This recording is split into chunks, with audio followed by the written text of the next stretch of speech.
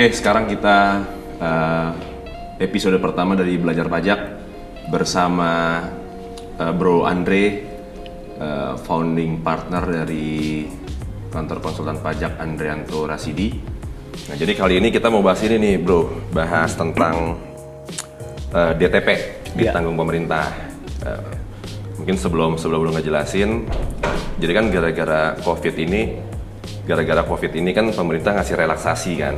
Iya, betul. Relaksasi perpajakan dengan kondisi-kondisi tertentu untuk wajib pajak tertentu gitu. Iya. Tapi sebelum kita bicara teknis nih, sebenarnya DTP itu apa sih gitu? Dan kenapa pemerintah mengeluarkan peraturan tentang pajak yang ditanggung pemerintah itu? Oke. Jadi si DTP ini atau ditanggung pemerintah itu sebetulnya sifatnya insentif ya. Dia ini tujuannya untuk membantu masyarakat ataupun badan usaha yang saat ini pastinya kan kesulitan cash flow, udah terlanjur buat tagihan, tapi karena ini pandemi ini kan global seluruh dunia. Okay. Jadi otomatis secara keseluruhan semuanya kena, baik itu yang langsung ataupun terkena efek domino. Nah, akhirnya pemerintah turun tangan memberikan insentif untuk masyarakat, baik itu pribadi ataupun badan usaha, untuk meringankan bebannya atau istilahnya buat demi cash flow-nya. Untuk cash flow si wajib pajak tersebut gitu. Oke, tapi kan bukannya artinya malah pemerintah malah mendapatkan uang yang sedikit? Betul, pemerintah memang ya di dalam kondisi seperti ini sih saya yakin pemerintah ini ya mau nggak mau gitu kan. Mungkin buat ngidupin ekonomi itu lebih penting kali ya dibanding penerimaan negara itu sendiri ya. Jadi ya, di satu sisi dia emang target penerimaan tidak tercapai, tapi di sisi lain banyak mulut yang harus dihidupin gitu. Oke, jadi kalau gue rangkum mungkin tujuan besarnya adalah untuk menggerakkan ekonomi ya yang sempat terdampak keras gara-gara COVID ini ya. Iya, betul. Lebih kurang seperti itu. Oke. Terus kita mulai masuk ke teknis nih ya. Iya. Mulai periode pajak kapan tuh? Mulai masa pajak kapan DTP itu? Jadi DTP itu mulai ada dari April 2020. April 2020. Awalnya sih hanya 6 bulan ya, sampai dengan September berarti. September. Okay. Ya. Sekarang akhirnya diperpanjang sampai Desember. Oh, sampai akhir tahun ini. Sampai akhir tahun ini jadi awalnya pun juga hanya perusahaan manufaktur yang boleh memanfaatkan fasilitas ini gitu. Nah, akhirnya diperluas KLU-nya, klasifikasi lapangan usaha. Okay. Nah, itu KLU itu yang menjadi dasar apakah sebuah perusahaan boleh memanfaatkan fasilitas ini atau tidak. Klasifikasi lapangan usaha yang terdaftar di sistem Dirjen Pajak atau SPT tahunan 2018. Oke. Awalnya dari situ. Akhirnya diperluas, ya kan, karena yang kena dampak cukup banyak diperluas. Dan kemarin bulan ini juga akhirnya diperluas lagi. Jadi tambah banyak yang bisa memanfaatkan. Oh, KLU-nya diperluas. KLU-nya, iya.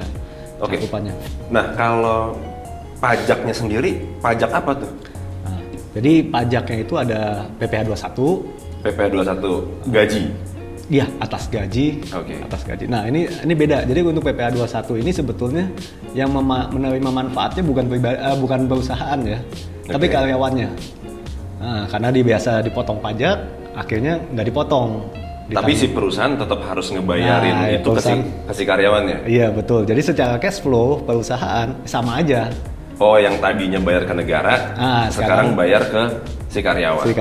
Nah, gimana dengan perusahaan yang selama ini ya, yang sebelum kebijakan DTP ini memberlakukan PPh 21 ditanggung oleh si perusahaan? Artinya karyawan ini semacam mendapatkan bonus. Oh, jadi gaji malah lebih gede? Lebih gede. Oh, gitu ya? Iya. Enak juga ya? Enak. Tapi di sisi lain, bagi karyawan yang di bawah PTKP, dia nggak mendapatkan manfaat gitu. Karena memang nggak ada DTP ini pun dia nggak ada pemotongan PPh 21. Iya, betul. Oke, jadi PPh 21 itu tujuannya adalah untuk meningkatkan konsumsi, menggerakkan ekonomi. Oke. Daya beli masyarakat meningkat, daya perekonomian masih bisa bergerak. Karena si karyawan tadi punya dana lebih untuk membelanjakan. Iya, betul. Oke, selain 21, PPh 21? Ada lagi PPh 22 impor. Import. Ya, ini khusus untuk perusahaan yang bidang usahanya membeli dari luar atau impor. Nah, dia dapat fasilitas pembebasan PPh 22 impor. Oke. Lumayan. PPh 22 import nih dibebaskan atau ditunda bayar? Dibebaskan. Oh, dibebaskan. Ditanggung pemerintah lebih tepatnya. Oke. Jadi pemerintahnya yang bayar tuh ya. Iya. Oke, PPh 21, PPh 22, terus Ada juga pembebasan PPh 23. 23. Nah, tapi kalau 23 ini untuk yang badan usaha yang kegiatan menangani COVID, kayak rumah sakit. Oh, gitu. jadi kalau jasa konsultan biasa gitu nggak? Yang nggak ada hubungan sama COVID nggak kena. Nggak bisa memanfaatkan maksudnya. Oke. Oke. Ada juga restitusi PPN. Nah, jadi perusahaan-perusahaan yang transaksinya itu dengan wajib pungut, yang ya kan akhirnya dia punya banyak kelebihan PPN masukan, itu bisa sampai dengan nilai 5 miliar, restitusinya dipercepat. Sampai dengan 5 miliar? 5 miliar, mereka tidak melakukan pemeriksaan, hanya melakukan verifikasi. Itu restitusi walaupun atas tahun pajak 2019? Iya, restitusi tahun pajak 2019 atau yang walaupun misalnya saldonya menggulung, ya kan? Nah, itu yang penting nilainya totalnya di bawah 5 miliar, itu akan dipercepat. Oh gitu? Secepat apa? Kalau di ketentuan sih secepatnya. Karena biasanya restitusi 1 tahun ya keputusannya? Oh enggak, kalau restitusi PPN itu lebih kurang setahun sih. Setahun kan? Jadi dipercepat sampai dengan batas 5 miliar? Iya, sampai dengan 5 miliar. Jadi tapi dia betulnya masuk kategori pembayaran restitusi pendahuluan. Oke. Pembayaran pendahuluan gitu. Oke, dan itu juga berlakunya sampai akhir tahun ini? Sampai akhir Desember ini. Oke, jadi PPh 21, PPh 22 impor, PPh 23, angsuran pajak? Angsuran pajak ada PPh 25. Itu juga ditanggung pemerintah juga? Ditanggung pemerintah 30%. Oh, 30%-nya? Dari nilai angsuran PPh 25 itu. Oke. Nah, gimana caranya kalau perusahaan mau mendapatkan fasilitas ditanggung pemerintah itu? Apakah sesimpel bahwa kita ngelihat list KLU-nya, perusahaan kita termasuk nih, ya terus kita kita bayar, atau ada surat legitimasi dari kantor pajak? Jadi kita tahap pertama adalah mengajukan ke KPP melalui elektronik.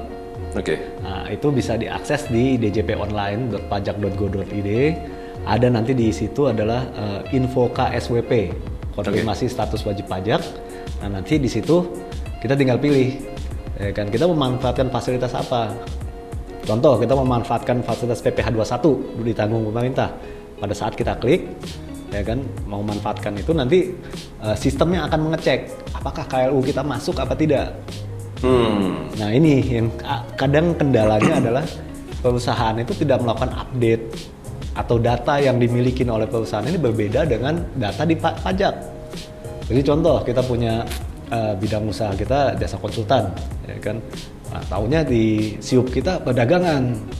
Berarti hubungan sama akte dong? Iya, SIUP kita jasa konsultan tapi daftar di pajak perdagangan. Oke. Nah, akhirnya KLU kita nggak masuk kategori. Nah, itu nggak bisa manfaatin. Oh gitu. Dan emang harus satu-satu ya? Maksudnya PPh 21 dulu kita ajuin?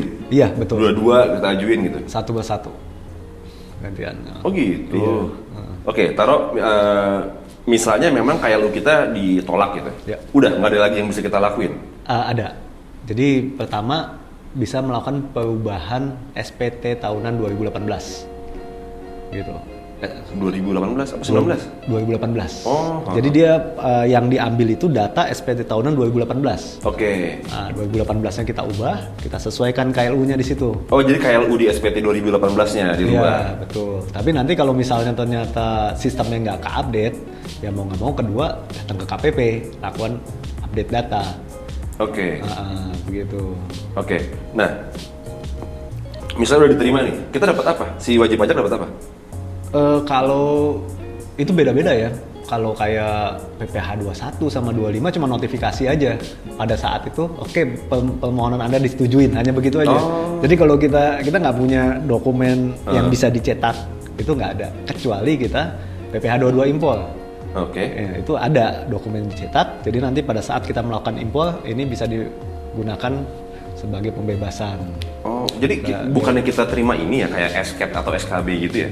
Enggak. Surat keterangan atau surat keterangan bebas gitu enggak? Enggak, kalau untuk PPh 21 tidak. Gitu. Oke. Atau PPh 25 enggak. Oh, sorry bro, balik lagi tadi. Gua kelewat. Kalau yang pajak UKM kena 0,5% juga di DTP juga? Iya, itu ditanggung pemerintah juga. Oh, jadi nggak usah bayar tuh ya? Nggak usah. Nah, kalau itu ada nanti ngajuin SKB. Oh, ntar dapat suratnya. Iya, surat keterangan bebas sampai Desember ini gitu. Oke. Nah, misalnya kita udah dilegitimasi nih, kalau kita bisa dapat fasilitas DTP itu. Ya. Secara bulanan, kewajiban si wajib pajak ada perbedaan nggak dengan sebelum masa DTP ini? Ada. Jadi gini, kalau untuk PPh 21, ya kan Pak, kita pada saat lapor SPT masa PPh 21, kita harus nambahin lagi, harus menghitung berapa jumlah PPh 21 yang ditanggung pemerintah. Kita buatkan kode billingnya. Oke. Dan itu dilampirkan di SPT PPh 21. Kode billing, tapi nggak perlu disetor. Nggak perlu disetor, nanti dicantumkan di SPT-nya nomor 9 plus nomor kode billingnya. Oke. Gitu. Nah, itu jadi lampiran di SPT masa PPh 21. Oke. Nah, selain itu kita wajib melakukan laporan realisasi pemanfaatan PPh 21 ini. Gitu. Dan untuk semua PPh yang kita dapat DTP juga gitu? Iya. Ada formulir tambahannya? Ada formulir tambahannya. Itu sama, pelaporannya lewat elektronik juga, DJP online juga. Nah, nanti kalau untuk PPh 21 ada formatnya. Oke. Formatnya bisa download langsung di situ, tinggal diisi nama-nama penerimanya siapa, nanti dilaporkan. Tujuannya apa? Supaya pemerintah tahu kita ini bulan ini udah menanggung PPh 21 senilai berapa. Ini untuk internal pemerintah lah, pencatatan di anggaran mereka gitu. Apa resikonya kalau si perusahaan atau si wajib pajak nggak melakukan tadi pelaporan DTP-nya tadi gitu? Kalau perusahaan tidak melakukan pelaporan itu, ketika dilakukan pengecekan, nah, kita akan ditagih, diminta bayar. Oh, buat pemerintahnya nih? Iya. Oke. Akhirnya kita disuruh bayar kembali, gitu. Oke. Gitu. Jadi selain kewajiban normal, selain kewajiban normal yang sebelum DTP itu dilakuin, ada tambahan formulirnya ya?